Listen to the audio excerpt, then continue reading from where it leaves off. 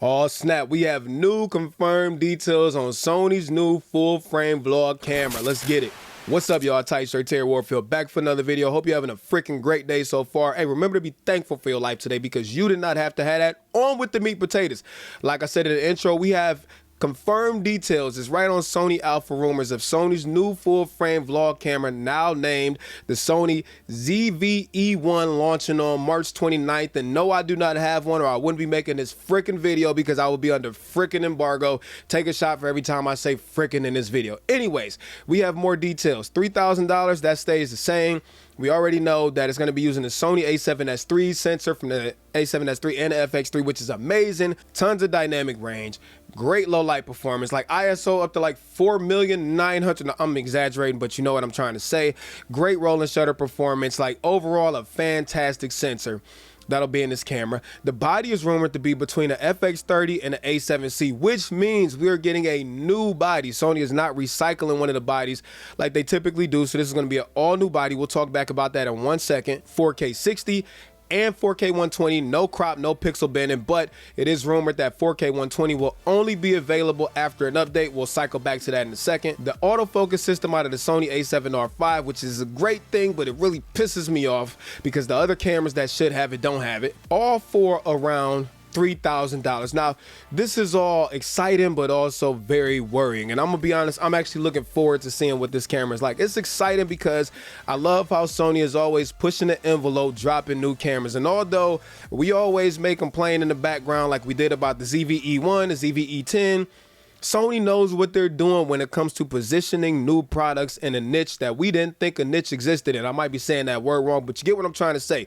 Example, when the Sony ZV-E1 came out, we all said nobody asked for this camera, yet they sold tons of them. When the ZV-E10 first came out, we was like, nobody asked for this camera, yet that is one of Sony's best-selling cameras of all time, and I expect it'll be no different for the Sony ZV-E1. My only qualm is it's going to be about $3,000. And when you talk about a vlogging camera, that's really, really expensive. And it won't be a question of what it can do. It'll be more of a question of what can it do, right? Because for $3,000, when you got the Sony a7S III at $3,500, you got the Sony a7 IV at $2,500, and the FX30 at $1,799, there's gonna be some cripple hammer action going. And I have an idea of what I think they're gonna cripple, and I'm gonna run through those right now. So first of all, I definitely don't think it's gonna be a dual card slot design. I definitely don't think there's gonna be a mechanical shutter, which I'm actually okay with because it's gonna be a vlog camera. I definitely don't think it's gonna have any type of raw output. I'm pretty sure if it's anything like the ZV-E10, there won't be any physical mechanical stabilization, which is a big deal. And I want to take a second to talk about that. In the ZV-E10, the stabilization, it was horrible. And I think it would have been better if the roll and shutter performance wasn't so bad, right? Well, the a7S III sensor is literally king when it comes to roll and shutter performance, so it possibly may be better, but it's still, in my opinion, at least what I think, only going to be digital stabilization. It's probably not going to have as many buttons. It's probably going to be really plasticky. Like, they have to cut corners somewhere because their lineup is so jam-packed with other cameras that may potentially be competitors to this new vlog camera. So I'm very curious to see where they're going to cut corners. I was really hoping that this would be like a RX1R type thing, but apparently I'm wrong. Anyways, I'm actually not mad at the idea of a full-frame vlog camera. My problem is I can't see how anybody would spend the money on this when you have something like the FX30 that exists. And the FX30, in my opinion, is Sony's best video camera, pound for pound, dollar for dollar. And the FX30 is in a really, really well-constructed body, the FX3, FX30, and it gives you a lot of cinema-like qualities also for really, really cheap. The only thing is it is an APS-C sensor, which, you know, they may not float your boat. I'm more of a full-frame snob myself, but I've used crop sensor cameras too. I have nothing to say bad about them.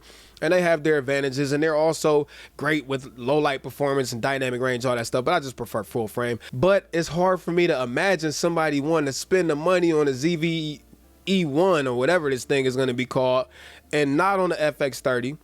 Or not on the Sony a7 IV, or just spend an extra $499 and get the Sony a7S III, which I'm actually pretty mad about because Sony just seemed to have forgot about the a7S III, and it is such a fantastic camera, and this new camera is going to come out with all these freaking features that the Sony a7S III should have, and I'm not happy about that. My FX3 does not have all this new stuff either, but neither here nor there. I'm still excited to see what this camera is going to bring to the table and how successful it will be. The other thing I'm having a real hard time with is for somebody that just wants to vlog, will people be willing to spend $3,000 on it and also full frame lenses? That's another thing to think about. And the next thing to think about is, do I really want to walk around with a $3,000 vlog camera for my vlogger? I already don't like vlogging with my FX3 because it costs too much. I don't even like vlogging with my A7 IV or my Lumix S5 Mark II because they cost too much and I would be scared to drop them. So to vlog with a $3,000 camera for a lot of people might be a little scary, but you know, those are just my thoughts. Anyways, that's the information we got. I'm looking forward to this launch just to see what this camera brings to the table,